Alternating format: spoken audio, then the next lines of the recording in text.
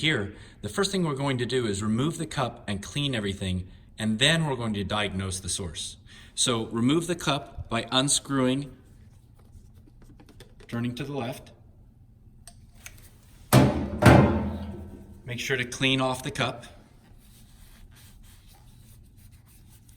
Clean the threads right here really, really well. Okay, now a lot of people think that they're done at this point, and they go ahead and they assemble this back together after they've diagnosed the problem.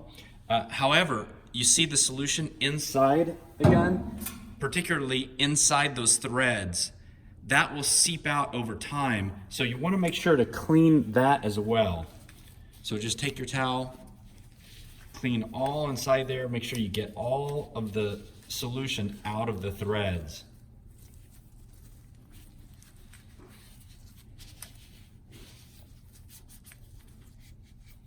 There we go, now it's nice and dry in there. Now that the cup is cleaned and the threads are clean and dry, we want to diagnose a problem. The first most common thing is the gasket is missing. So there's a white flat gasket that belongs in here. Instead, all I see is black. If you've lost it, it won't go down the drain, but it is probably in the drain where it was last cleaned. So go check the drain or the sink and you should find the white gasket. So we would just clean that off and reinsert that back in.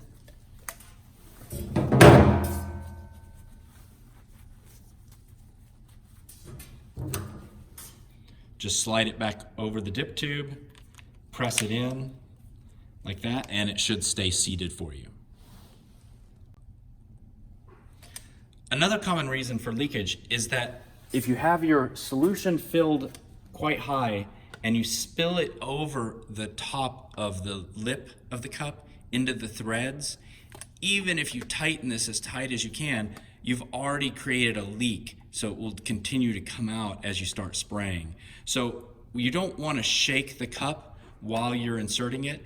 And what I actually like to do is I'll set this down on a table, and I'll set the gun on top of it, and then I'll just rotate the gun around it so that the cup doesn't move anywhere and get that nice and tight. And that way I make sure I get the seal and I don't splash any solution over the lip onto the threads. The next common reason that a spray gun leaks is that the threads don't line up properly. This is called cross-threading. I'm exaggerating here, but if you were to screw this in at an angle like this, you wouldn't get a good seal on that white gasket. So you need to make sure that it's inserted properly. So what I like to do is I will line it up, I'll start screwing it and go maybe half a turn, and then I'll unscrew a quarter turn, then I'll go in another half turn, unscrew another quarter turn, and continue doing that, and it'll line up those threads nice, really smoothly. The next common reason of leaking cups is that the cup was not tightened enough. So come on ladies, use your muscles here, give it a nice push right there, and you should get a perfect seal every time. That's the first thing to try as well. If it's leaking during a tan, check and make sure, maybe give it a little more nudge, and hopefully that will fix the problem. The next possible reason that your gun is leaking is because the disc down here and the dip tube may be loose, they may not be properly seated. So here's how you can find out, is when this is properly seated, it should be completely smooth inside there, and the rib on the dip tube should be touching the disc. So I'm going to show you what it looks like when it's not properly seated. So if you either have that situation right there, as you can see, or if we pull out the disc, if the disc looks like that, where it's not properly seated,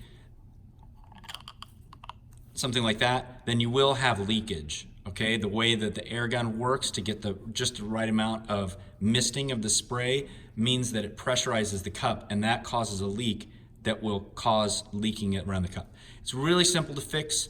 All you need to do is press the disc down like that, make sure it's seated all the way around, and then finally press the dip tube in all the way until the rib touches the disc, and you are all set.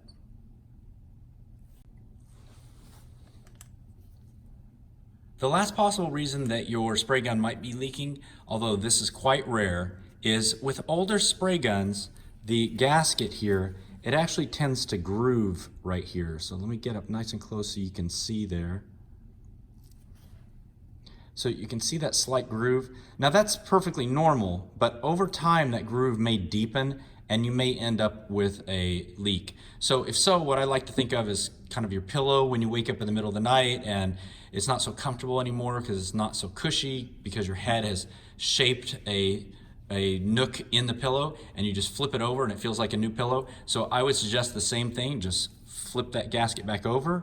You have a nice flat side without the groove and you just put it in on your way and you shouldn't have any more leaks.